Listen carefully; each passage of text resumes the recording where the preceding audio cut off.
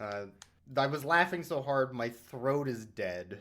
Like, I don't know what else to say about This silent movie made you laugh so hard that now you're a silent movie in real life. It's Yeah. spreading like the Yeah. plague. Like hundreds of beavers. Oh my god, they're everywhere. Dogs, they're coming. They're coming your way. They'll be here soon. Hey, they're the dog people, aren't they?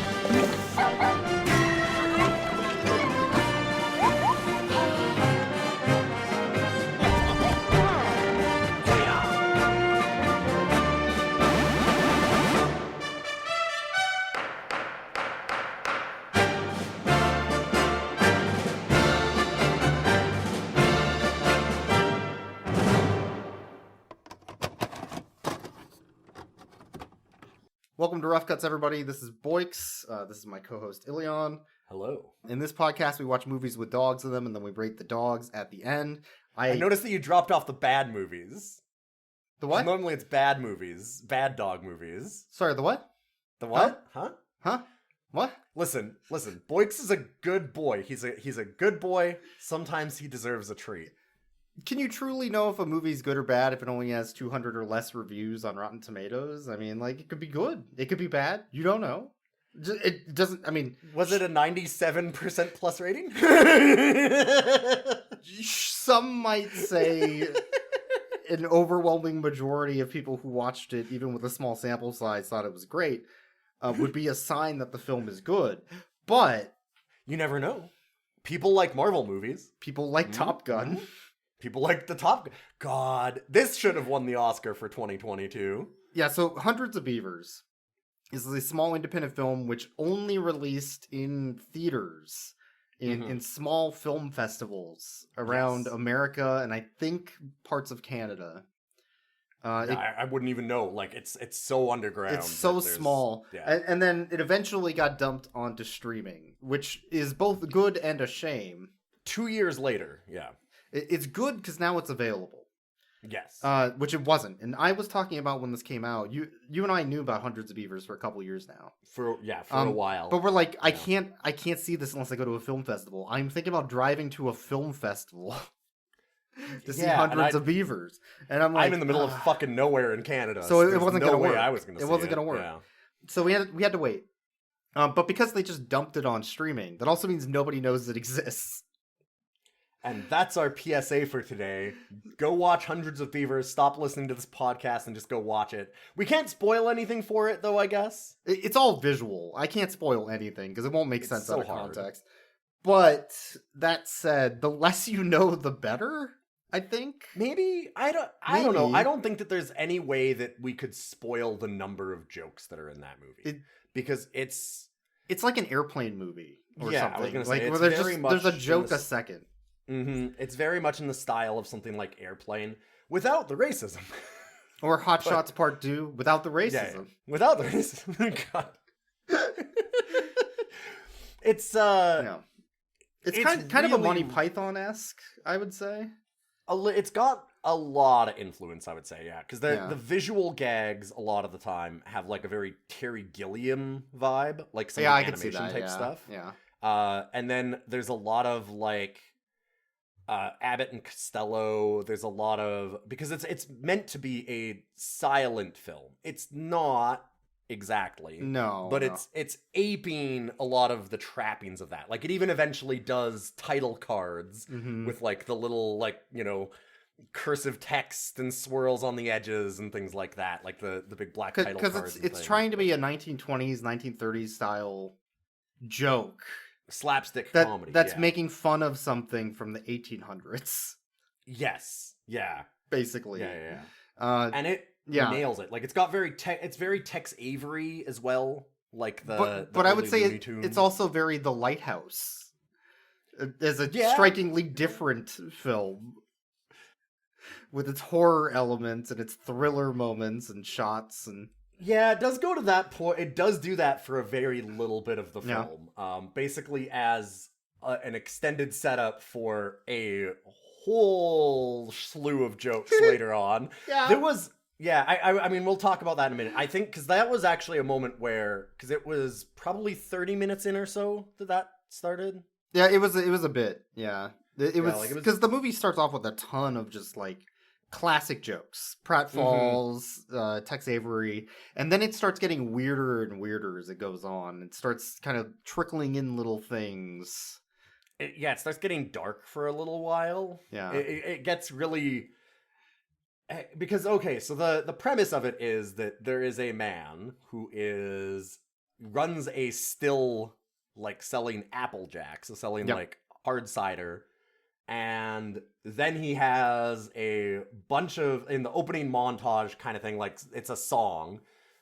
He has a horrible accident because of Beavers, and his whole still and operation blows the fuck up. And it's just in very Looney Tunes style. Yeah.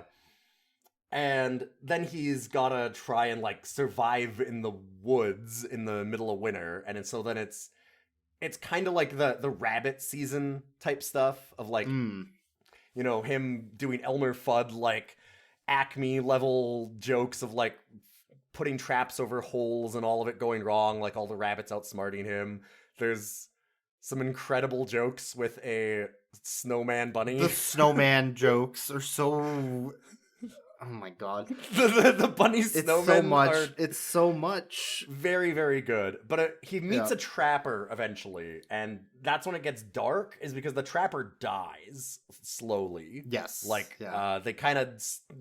they have a series of misfortunes until the trapper dies to a bunch of wolves.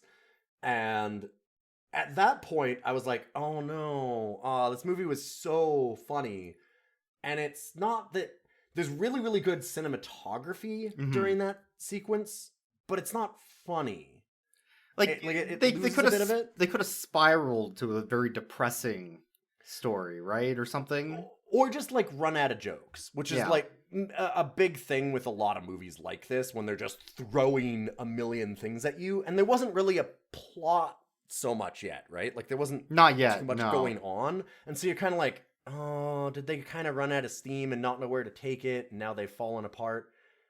And then it fucking hits the ground running again and gets way better and like just goes right till the end. And I'm like, okay, never mind. This movie's damn near perfect. So I have some reviews. There were oh my god, very large amount of good reviews. Yeah, but there were bad ones.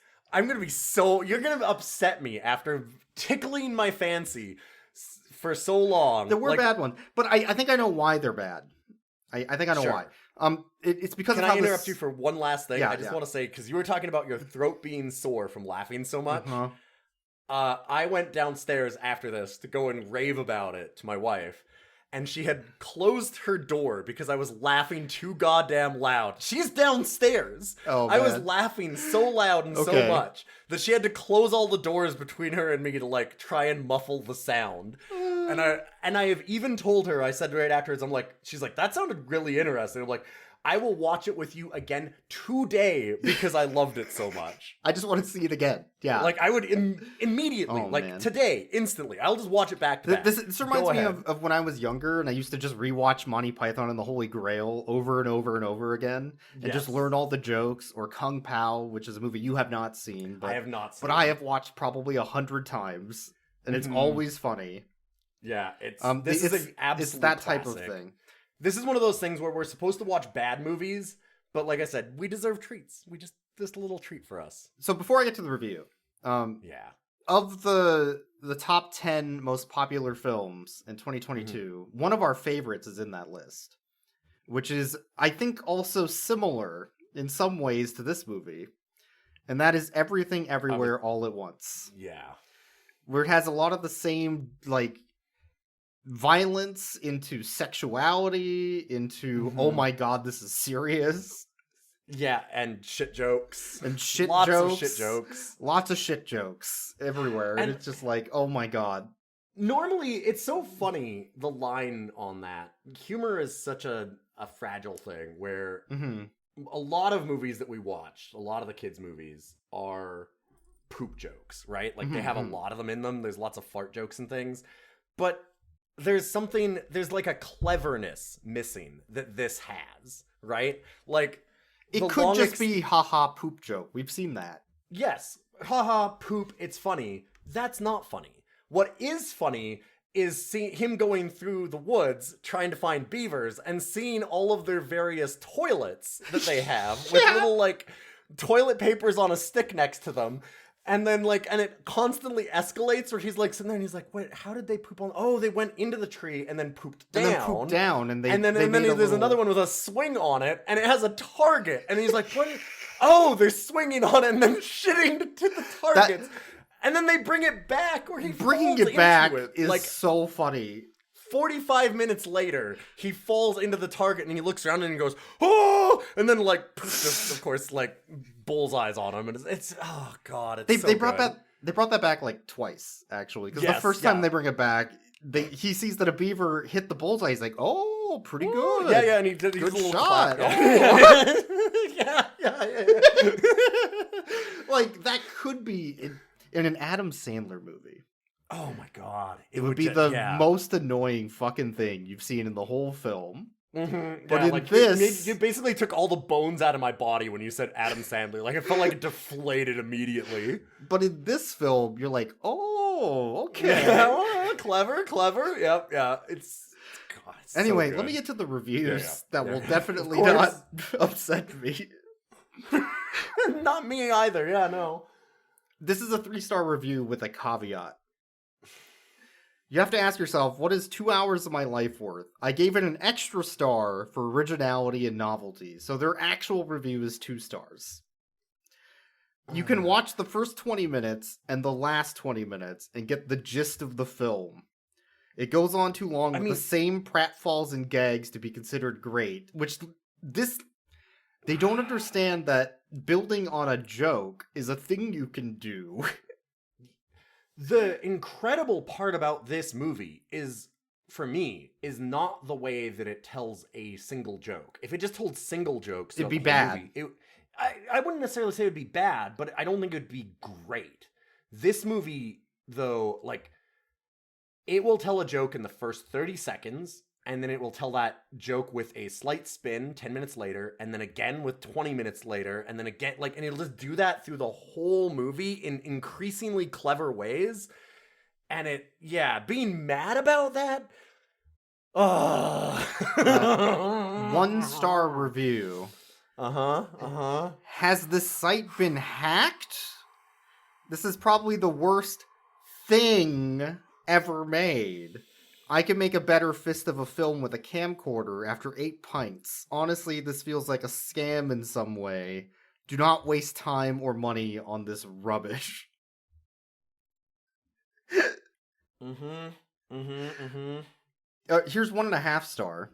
I didn't get it. I'm confused as to who the target audience was. I might have enjoyed this if I was a kid. This is not a kid's film, by the way. This is not a kid's film, first of all. And second of all, have you lost all childlike wonder in your life? What are you talking about?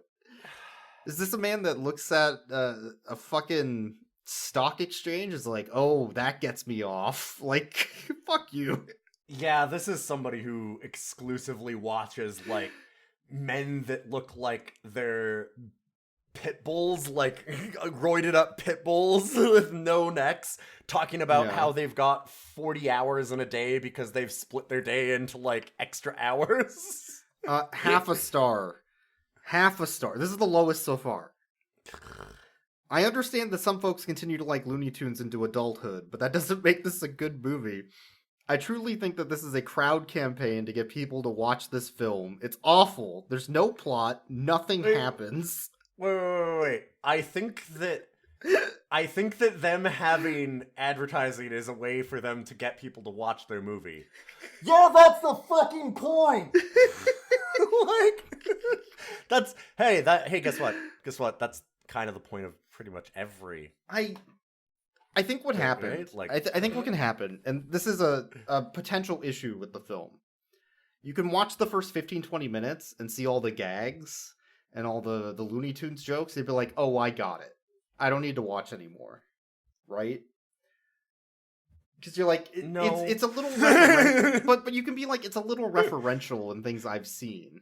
Sure. So then you're like, oh, it's just a knockoff of Looney Tunes. I don't give a shit. And then you just stop thinking, right? Which is that's actually something I was going to talk about with that first review that you mentioned. Yeah. Because it said like, oh, well, this gets points for originality and things like that. And I was like, this isn't.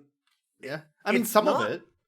Yeah, I would say that it's not like it's only homage, but this thing is extremely referential to like we said, like all of those old classic slapstick things, like Charlie Chaplin and Abbott and Costello and the Tex Avery Looney Tunes era and all that. Like, what? What do you mean?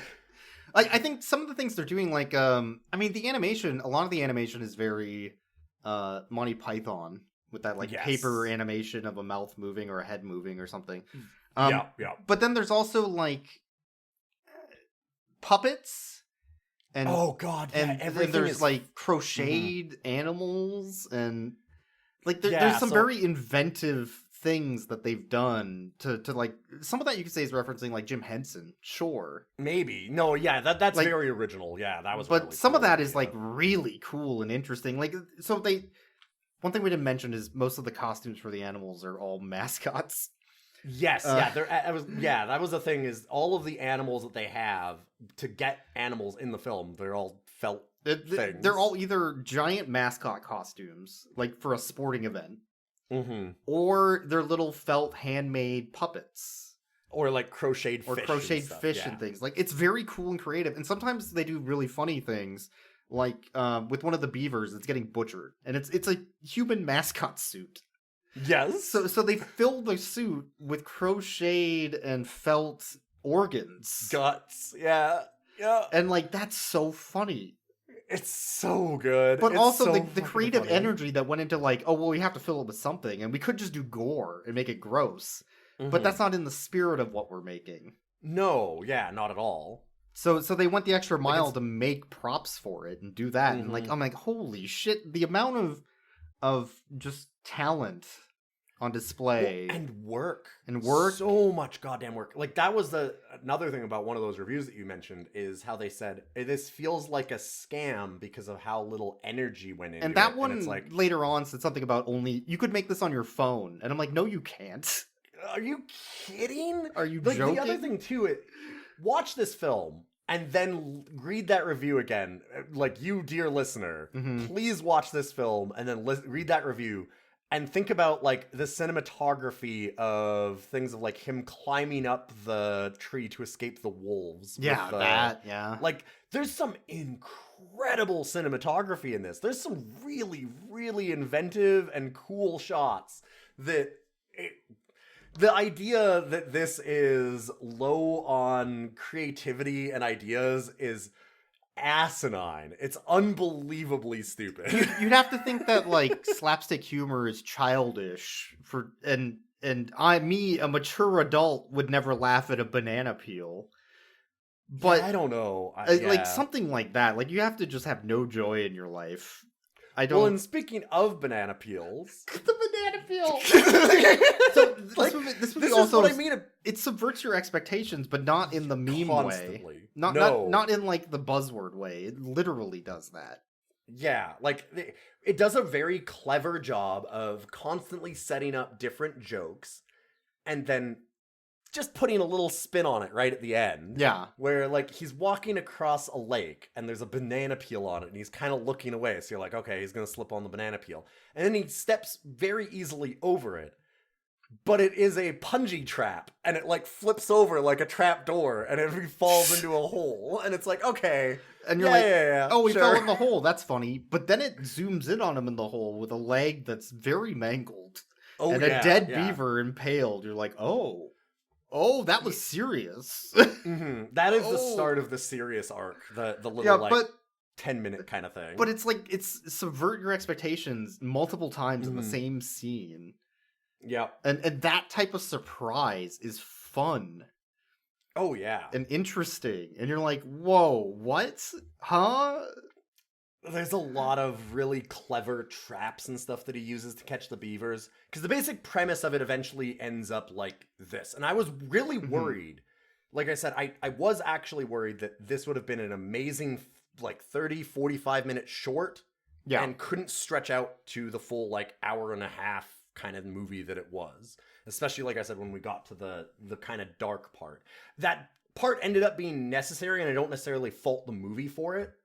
But, like, it was one of those things where it could have easily turned, right? Oh, yeah, yeah. And that it doesn't is a huge credit to the movie. But the full premise is he loses his still.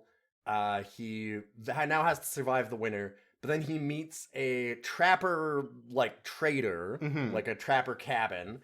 And the guy there has a daughter who he really likes. And he has to catch hundreds of beavers to win the dad over so that he can marry her. Eventually, yes. Yeah, eventually. Yeah, is kind of eventually there's a whole trade quest he has to do first. Yeah, there's all the obstacles in the way. Yeah. And there's also a Beavers space program. There's a Beaver space. There's also Beaver crime scene investigations. Yeah, there's Sherlock Holmes Beavers, and like there's literally a Sherlock Holmes and Watson Beaver. It goes places. It should be without any need to say this, but there are massive spoilers. Yeah, in this review. The space thing is funny because there's little hints and clues if you're paying attention, and they keep stopping the film to be like, that's fucking weird. What the hell is that track? Like, because he's always tracking things through the snow, and there's a lot of visual gags of, like, things being dragged away or, like, stuff like that where it's like, what the hell is that? And then it, like, shows, like, this really weird scene, and you're like, oh, yeah, okay. Yeah. Okay. Like, that was actually a thing I was going to talk about for the violence, and when you were saying, like, how inventive it is about, like, and the hard work that went into the felt guts. Another thing that they do is, as he starts learning to trap beavers better and better, they show him with, like, all of the different ways that he's killed beavers at one point, like, where he's got, like, this first few beaver kills, and he's got, like, all these mascot outfits with him, and they have, like, a stretched neck on one that's, like, 5 feet long, because he, like, hung it. One's cut in half, yeah, one's cut in half. Like, there's all these, like, really goofy things, and then it shows, like, the Sherlock Holmes beaver going from, like, crime scene to crime scene. They even have crime scene tape eventually trying to, at like, one point. piece together the beaver murder. Yeah. And, like, there's, like, a beaver with a hole in its chest as a chalk outline in the snow, and there's, like, the one with, like, the big stretched neck, and he's just, like, like, puzzling over it with, like, the pipe and everything, and it's just fucking great. It's so goddamn good. That part is funny to me, because they also set up the body impressions with the bunny rabbit scene, where he's following a trail of rabbits. There's 2 of them. And then... Oh, God. And then they get married, and it goes through a whole church scene and then they shows all the tracks in the snow for a church ceremony, and and then there's an impression of them banging, and then 30,000 more of those because they're rabbits. Yeah, and it just keeps going and going. You're seeing all these impressions of bodies in the snow, and so they set up the fact that those bodies impression like that. Yeah. And then they built on it later to use that for the crime scene. Like, you could see the thought process of how this escalated in their head as they were, like, workshopping this. Yeah, and there's a few weird scenes that don't get explained. Yeah. that are just like weird shit in the snow. Where you're like, what the fuck is this? And then eventually leads to something. Yeah. the Beaver space Like, program. there's always a payoff. That's the important thing about a Mhm. movie with a lot of jokes. There always needs to be a payoff at some Yep. point, somewhere. Even Monty Python does that. Like, Monty Python has in the Holy Grail, for instance, it has the bridge guy who's like, "What's your favorite color?" Yes, I don't know Yeah. that. And they do the "I don't know that," and the people getting thrown off the bridge. And then later on, he gets asked about the swallows and African or European. I don't know. It's like they bring the joke back, right? Yeah, like that's when that one review was talking about how like, oh, they just do the same joke kind of thing. That's what makes it It's- funny. Yeah, it's being mad at the swallow joke Yeah. in Monty Python, where it's like, but it's not that it's the one joke. The clever part is how it builds on it, and it eventually even becomes the solution to a major obstacle. Because he uses that knowledge later on Yes. to solve and other that's what problems. this You're like, does. what? Yeah. Like- Yeah, this is honestly, I'm gonna put my fucking reputation on the line here and say that I enjoyed this more than any Monty Python movie I've seen. I don't know about that, but it is I a think modern. I would. I don't think I would say that, but it is a modern day. I personally did. It's something that builds on those jokes. It is a very good modern day version of that type of film that also goes an extra mile. And Sure. I also think maybe like, not Life of Brian actually, but it's I think to the same Man. extent there's another film crew that did The Lost Skeleton of Cadavra, and that's one of my Yes. favorite joke parody movies like this too. Mhm. And some of these really are lightning in a bottle. Because Yeah. they've made other films that I don't think were as good as The Lost Skeleton No. of Cadavra. Even the sequel is like a noted downturn. Yeah. It's still good, but like The Lost Skeleton of Cadaver Returns Again is good, but The Lost Skeleton of Cadavra is like top 5 comedy And- kind of thing. Like it's real good. And when you see something like this, it's special. Like Yes. this is one of those lightning in the bottle moments where I'm like, how can you look at this and think that this is just trash? I don't. Yeah. Anyway, point being, let's talk about some more stuff. The budget. How much do you think this movie cost? This was made in COVID times, a lot of it, Yeah. and it had multiple years in editing. We looked at it and Yeah. it's basically two people's project, Yep. project with three other actors, I guess, in it. There were a lot of actors. It's just most of them were acting in mascot costume. Sure. In the that's fair. That's fair. Yeah. That's fair. But I'm just a bunch of other actors, I guess. That's fair. But yeah, and it started in 2018 when they started workshopping it, Mhm. and then it took them like 2 years to actually sit down and get it like written fully and start filming Start it, shooting, which yeah. apparently they did over 3 months right at the start of COVID in the winter. And then they took 2 years to edit it because it was just the two of them from the sounds of things. Like it was a writer and a director. One of the writers is a director. Mhm. One of the writers was the main actor. That makes sense, yeah. And So it's a small personal project. It's a small personal project. But the thing is they've got so many felt costumes and they've got so many complicated animation sequences and the traps become Rube Goldberg. and they had to destroy a lot of those costumes for jokes. Yes. Yep. And there's a lot of Rube Goldberg stuff. There's like crocheted, like custom stuff, all the felt organs. Fuck. This feels like a movie where I could say 100,000 and be right, or I could say 5 million and be right. And I think that it feels like a movie that looks like a $10 million movie, but I'm going to say that it was probably like 200,000 at most. You're in the right ballpark. It's 150K Okay, that's pretty for close. budget. Yeah. Budget. What that tells me is you don't need a lot of money to make a No. fantastic film. This looks way. What was the movie last week that we watched that was like 5 million or whatever? Had this. Dark Wolf was 2.5 mil. Yeah, 2.5 million. 2.5 mil. That movie looks like That movie fucking looks like shit. shit. It looks like absolute ass at every moment. It looks like total unmitigated garbage at all times. I wanted to vomit every time my eyes looked at the screen. That film took a costume and spent $90 modding it for their werewolf costume. Mm-hmm. And like you could tell there was no thought or effort put into what they wanted to show. No. What do you think of this $150,000 budget? How much do you think was mascot costumes? Oh my god. Like 80,000? They spent $10,000 on mascot costumes. Really? Only. That's cheap. And they ordered them all online for delivery. Wow. I'm surprised that it's that Which cheap. it's such a cheap costumes are film. expensive. It's such a cheap film, the shooting wise and like how much they spent.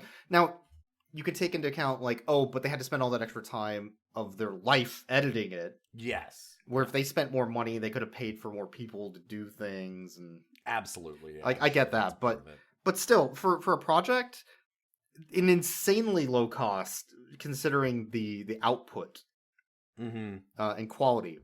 I think that this is one of those films where just talking about how much of their life they put into it, like, because this we're talking about start to finish, like 4 to 5 years just to get it finished, then to actually put it onto streaming services another 2.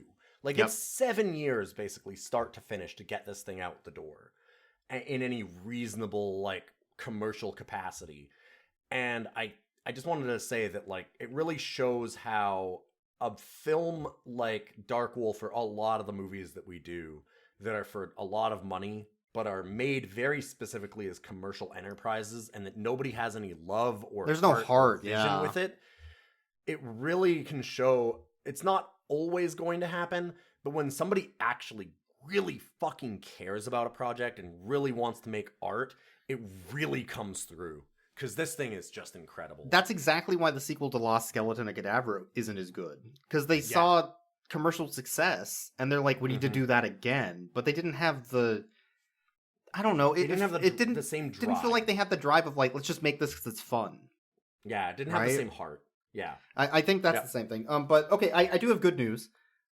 This did gross about $800,000. So... Hell yeah, that's great. That is not always the case in films like this. We've had tons of movies where they put in $500,000 and made 10 back. Yeah. And this is one of those ones where this is why we're even reviewing it, because I mean, yes, we're talking about jokingly giving ourselves a treat, but our favorite moments, I would say, I mean, I don't necessarily want to speak for you, but for me, my favorite moments for sure are finding a movie in the garbage that we're actually like, holy shit, this thing rules. This movie's not just like funny bad, like bad funny. It's like good funny. It's actually fantastic, and showing like lost media and stuff like that to people that they wouldn't necessarily find normally. Like Highway to Hell was just that such movie a surprise. was great.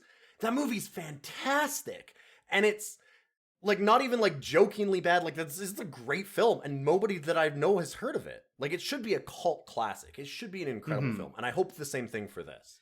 Speaking of costumes, so there's the mascot costumes, which are it's like your standard, I don't know, like lower quality than Gritty. I'd say like college level sports team mascot. Yeah. That was not my favorite animal costume. None of them. Not the wolf, not the beaver, not the bunny rabbits, like the Easter bunnies. Okay. My favorite animal costume was the horse. Oh god, yes, right, sorry. I'm like, what are you gonna say? How the fuck would I have not remembered the horse? Holy shit, there's all these incredible. there's all these costumes that are like somewhat professional level mascot costumes, right? Definitely professional level, and they're funny because they're mascot costumes. And then you get the shittiest, cheapest fucking 2-man horse costume from Amazon. A blanket and like a horse on a stick from a dollar store. And it cuts to that, and it takes 2 actors to do this horse costume, right? And they didn't edit the costume to make it look better. Nope. No, not at all. So the main guy, the front horse. There's a front horse and a back horse. Yes. Right? Yep. His face is always showing. It's always peeking out. And he's just got like the blankest possible look. Like he's just slack-jawed.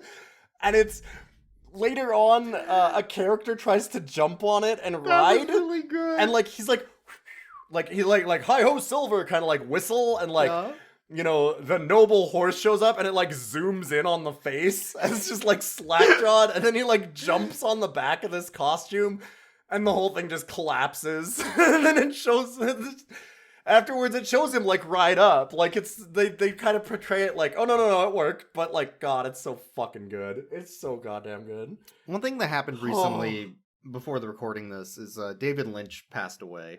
Actually, Yeah. I want to bring that up because David Lynch had a really good eye for seeing something that was happening that was just natural and thinking it was funny and being like, no, keep that the way it is. Don't fucking touch that shit. Yes. We're doing that. And there's like a moment in Twin Peaks where there's like a deer head that's just sitting on a desk because somebody that was supposed to set up the scene hadn't put it on the wall yet. And then David Lynch is walking in on them setting up the set. He's like, no. Leave the fucking deer head there. It's way funnier if that's just there for no goddamn reason. Or like the lady that's at the reception is like, oh yeah, I'm gonna transfer you over to a phone. You know, the one over by the chair, the red phone, not the black phone. The chair that we moved that's under the painting. Like just going through this extreme sequence of just over explaining something, and then it's right out the door to the right. Like yeah, like it's right there in the most obvious fashion. Like things like that, where I'm like, you have to have an eye for that type of comedy to be like, this is great. In this. Yeah, and there's a few moments in this that beyond just like, because that's a very subversion kind of thing again too, right? Where like there's all these really well-made, pretty professional costumes. I mean, like they have felt guts on them. Yeah. At one point, he like goes Terminator mode on some beavers, rips a head off, Sure does. and there's a skeleton underneath. Like he just like rips the head off to a skull instantly. But like one-handed, it's fucking great. There's tons of jokes like that, and they're really professionally done and look really good. And it's just the shittiest possible horse in the universe. And there's a few times in this movie too where like there's a lot of pratfalls. Like there's a lot of that's what I wanted to talk about constantly. And you, at a certain point, we're like, how many of these were scripted? Because they're in some of those, I costumes. think they just did it and they kept it in because it's funny. Like, because it's hilarious. They fell. Like, there's two people in a Easter Bunny costume, and one stops for the scene, and the other one can't fucking see what's happening and just walks into that person. Yes. And you're like, that's funny. I'm keeping that. Or they're sliding down a hill on sleds to get away from each other, and one of them like falls on another one and rolls down the hill. And I don't think they meant it to be that way. Like, one of them just biffed it. Yep. But it's way funnier. But it's just so natural. It's perfect. So there's things like that where I'm like, you have to have that eye in a comedy, especially if you're not making a fucking Adam Sandler pile of shit. Jesus Right? Christ. Like you compare this to any modern day quote unquote comedy. Like, and this is modern day. Don't get me wrong. Yeah, no, it is very modern in a lot of it. Yeah. But you compare this to like a I don't know, like a Bridesmaids or something, like one of the more popular comedy films of modern day. Yeah. And you're like, even those are older. Are they even trying? Hot Tub Time Machine. You know? Ugh. Yeah. Those feel so tired, and this is like, it's both referential but brings a freshness to it. It's hard to talk about this movie because it is almost a silent film. There's no dialogue. Like or very, very, very minimal. There's kind of some grunts that get close to actual speech. There's a little bit of speech too, where they try to break up the silence as a joke. I don't think that works as well as they want it to, but it's okay to have a joke that doesn't land. Because there's 20 more right after it. Right? And that's the thing with this movie is like, I wanted to say that about it, that like, oh, any of the jokes that don't land, don't worry, there's another one. But the jokes most that of them didn't do, land, though. I was gonna say the thing is the jokes that don't land I can count on one hand. Like it's probably 30 seconds of the film that I was like, oh, that didn't work. Like there's so little of it that doesn't work. So let's talk about the ending sequence a bit, because I think that has some of the best visuals, and that's also probably the highest CG of the film per scene. Anyways, do we want to start with the fake trapper? there's a fake trapper cabin. was So really good. so he's trying to go to the trapper cabin to bring his hundreds of beavers that he's been murdering. Yes. Just en masse, to the point where he's been automating them like a Minecraft killing machine. It gets ridiculous, the machines that he has to just terminate beavers at a high pace. And they're very goofy, and too. He has a giant bag of beavers, though. Yes. Is the point. So he walks up to the trapper cabin, and he sees the trapper. He's like, "Hi, trapper," like sail guy. And the guy doesn't respond. And he looks very flat to me, the audience. And I'm like, yeah. Oh, that's a cardboard cutout. Yeah, we both were like, And then he looks at the lady that he's trying to win over. Not win, because she's not a property. And then he's like, "Oh, hi, lady." And she's also just flat and smiling at him. And he walks in and then walks directly into it, like Wile E. Coyote style. And it falls on top of him. And this is so the beavers can steal his bag of beavers. Yeah, there's Sherlock Beaver and Watson Beaver behind it at that point. And then, so he lifts up the cardboard cutout of this trapper thing and starts to walk away. But there was also a cardboard cutout background behind it. Yes, that was the incredible part. The funny part. Yes, like the first joke is like, huh. And then the second joke is the fucking like, oh, Jesus Christ, okay. Like, that fucking killed me. And we're like, well, how did he not know? He had a perfect map. He's been drawing a map the whole movie. Oh, God, the maps, yeah. And everything in this. And they follow that up because they're like, oh, because the beavers stuffed the chimney with a log so that he wouldn't see the smoke from the trapper cabin. Mm-hmm. And they explain that. They don't need to explain that, but it's funnier that they did. It's clever in the way that they have it, yes. But anyway, so there's that. The ending sequence, he follows them back into this, like, tower that the beavers have been building the whole movie. In the background. The beavers have made an actual fucking fortress. Like a fortress. This massive, ridiculous thing. To the point where they've wiped out the entire forest. Yes. And then, so he needs to sneak in, so he kills and skins a beaver and puts on his skin, like some sort of zombie beaver. It looks so bad. It looks awful. And then, but he uses that to swim into an outtake, or an out pipe from the fortress, and then swims up into it. And throughout the whole thing, there's conveyor belts and machinery, and there's guards in the windows. And then eventually, as he's wandering around, we see that the guards in the windows have, like, they're rounded windows. They look kind of like a face. And then you start thinking, that looks kind of like a face. It is a face. Like, the whole scene is a face.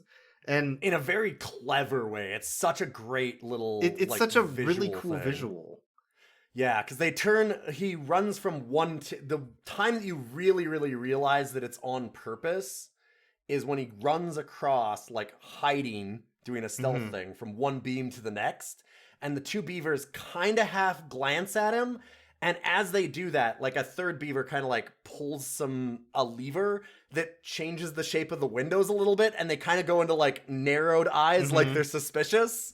And so, like, the whole background is this emotion. It's so good. It's amazing, just visuals and imagery. But so he goes from that, and then he eventually, after some video game sequences of Frogger moments that I think were very funny. Yeah, going across, like, logs in like chutes. But with a whole bunch of saws. He gets arrested. Yeah. He gets arrested by the beaver police. Yes. Eventually. Which leads to beaver court, clearly. Because we need to keep going with the joke. Yeah, they have a whole fucking society. It's fantastic. And so he goes to beaver court, and of course he loses. And there's a whole funny thing where the beavers didn't understand what he was doing with the outlines and stuff. And that's a good joke on its own. Yes, yeah. Them trying to explain all of the different deaths. Because you think that Sherlock has solved all of these crimes. Because he's figured out who he is, and he knows exactly where he's gone, and they even trapped him and everything. Like, they did all this clever stuff. They built this whole society, and then they're showing all the chalk outlines, and they're all totally wrong. Like, they're all so far dumb off. as hell. Dumb as hell, yeah. It's like, oh, you guys are fucking idiots. Never mind. But anyway, so he gets strapped to a table, like James Bond style, with a big saw blade, and the beavers are going to kill him. And then the trapper that taught him everything, that got caught by the wolves, shows up. And you're like, oh, it's him. It's like, oh my god, he's not dead. He's going to save him. But then a beaver unzips his face. Yes. And he's wearing a human costume. And they're like, oh, we're going to skin you now. Yeah, they go from like, he hangs it up on a coat hook that has a picture of the trapper. And then there's another picture of him next to it on the coat hook. Yeah. And he's like, ah, like, oh, Jesus Christ. And then this eventually escalates it to him getting into a huge fist fight, the Mortal Kombat skeleton, and like Doing leaving. like a bar brawl. Yeah, there's like a whole, they're smashing tables over each other. And it's a chairs whole thing. and It's like a Western movie almost. Yeah, it's very much a Western bar brawl. But he eventually escapes, and he's running away from all these beavers. And the beavers eventually form a mech. Yes. Because it has to keep escalating. Yeah. Like when you say a mech, they like make pyramids, like a human pyramid. Yeah, like a beavers. beaver hive mind. Yes. Yeah.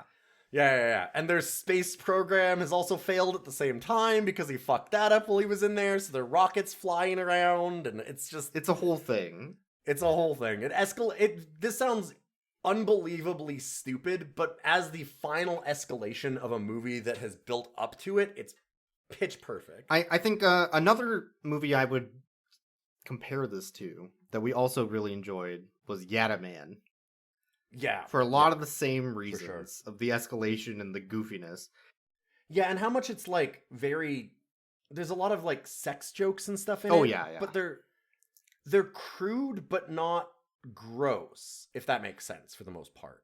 Like The Animal, for instance, as a random film I would pick out by Rob Schneider, has gross sex humor where it's just it just feels perverted and disgusting. But like this is like there's the love interest and she's showing her skin. That's so hot. But then it's like her ankle. Well, and then it immediately goes. Yeah, but so it's her ankle because that's a joke about, the 1800s. You couldn't show skin. Yeah, he like spits out his drink because he's like, oh my god, her ankle. But then that escalates. Yes, where she immediately grabs a pole out and starts pole dancing in front of him. So it's like okay, yeah. And one of the things I was going to say about the love interest is that it's really easy, and this is where some of the modern parts of it comes in, and I really appreciated a lot of this movie for that. Like, I wouldn't say that it's perfect in all of its jokes and the way that it executes this, but it would be really easy to have her as the prize, right? It could be, and she kind of is, but at the same time, it starts out immediately where the trapper is also a suitor for her, maybe, at one point. But she doesn't like the trapper. And like, so it's very much her choice. She is the one coming on to Applejack. Even at the end, character. It's her choice, yeah. Like, it's very much, it's not like she's passive. She very much and is like very obviously into him. And so like, it's good that it does that kind of thing. Like, it really shows that like the only obstacle is that the dad is going like, you can't go near her, right? That kind of thing. And he's trying to win over the approval of the father just to be nice, essentially. And like time and stuff like that. But it's done in such a way that it's not in the most disgusting kind of like, oh, she's just a passive prize. Like he's just ogling her. Better than that. Yeah, and it's not like just ogling her. He's like, it's not like he's like, ooh, and like eyes popping out. It's that he sees her and he kind of like waves and she goes, ooh, and like she immediately starts flirting with him instantly back right at the beginning, and it makes all the difference, right? Absolutely. I noticed. It's been like 40 some minutes and we haven't talked about the dogs. Let's. Oh yeah. There's also dogs in this movie. It is a dog movie. The trapper has a set of dogs, like mush dogs, I guess, for his sled dogs. Sled dogs. Yeah. And there's I could just say there's a good joke about everything. But there's a good joke about them stopping for the night. Also, the dogs just shit kick everything, which is very funny. Yeah. But like when he tells them like to go and get an animal, and instead of them like running over and doing like the pointer dog thing, they just go over and they're like kicking it like they're like it's a bar brawl, like curb stomping animals. That's really funny. It's really good. So at night, each dog gets eventually taken by a wolf. Yes. And on the first night, they're playing a game of poker. Because dogs playing poker is very funny. Mm-hmm. And then the next night they have one less dog, so they have to play a different card game. Yeah. And then the night after that, there's only 2 dogs, so they have to play War. Because that's a game you can play with 2 people. And then it's 1 dog, so the dog's playing Solitaire. Mm-hmm. So, like, this escalation of this card joke just keeps going. But all the dogs get taken eventually after doing all their funny shit-kicking of animals. The wolves, I guess, would be the other dogs.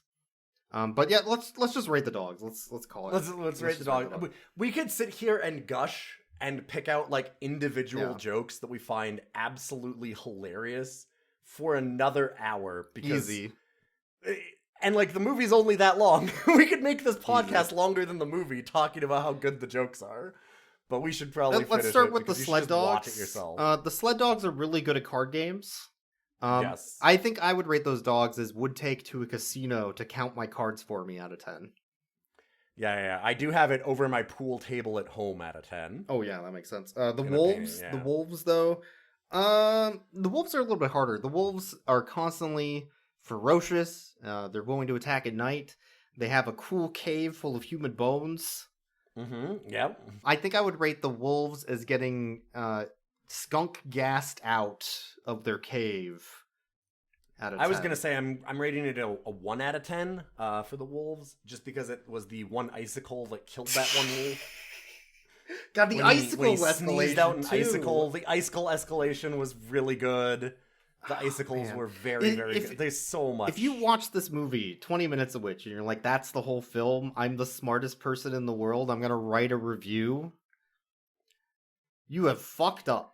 I'm gonna put you between 2 fans and have a bat in the middle of it so you bonk get your head on bonked. it very comically and then have X's on your eyes. Anyway, that's Hundreds of Beavers. I don't know if we can say anything else. Like, there's so much more we could say that's positive. But at this point, you should just go watch it. It's on Amazon Prime right now for free. But if you can support their efforts in any way, I would suggest it. Yeah, this is one of those ones where it's not that this is a good movie for this podcast. Like, we're finding a diamond in the rough, and it's like, oh, this is way better than most of the movies we watch. This is way better than most of the movies I watch out of this podcast. This is one of the better movies I've seen in the last decade. like I said, this is up there with Everything Everywhere All at Once for me for films from 2022. So, just in general, this is top 2. Yeah, easy.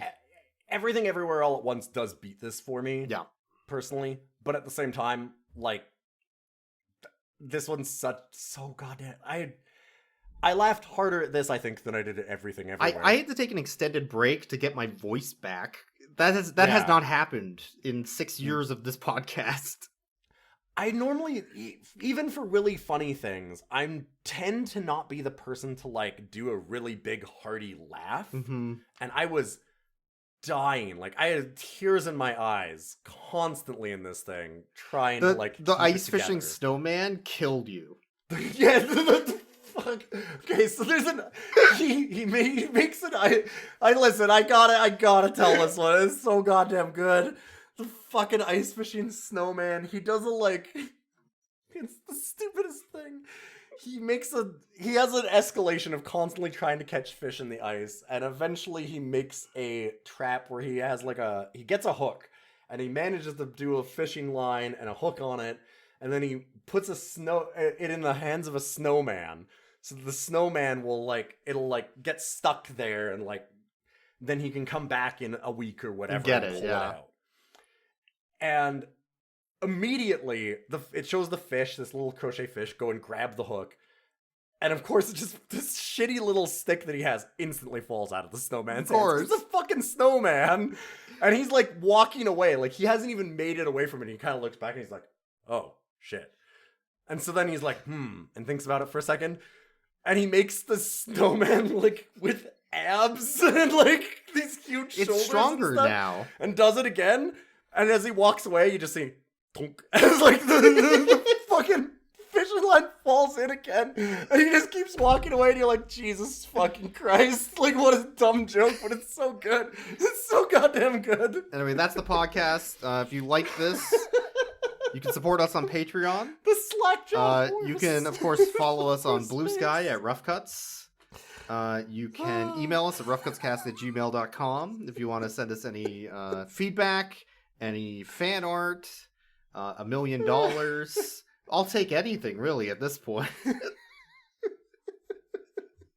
God damn, I think we're both going to watch Hundreds of Beavers again after this. I think that's where we're at. Ilion's gone. Anyway, see you next time, everyone.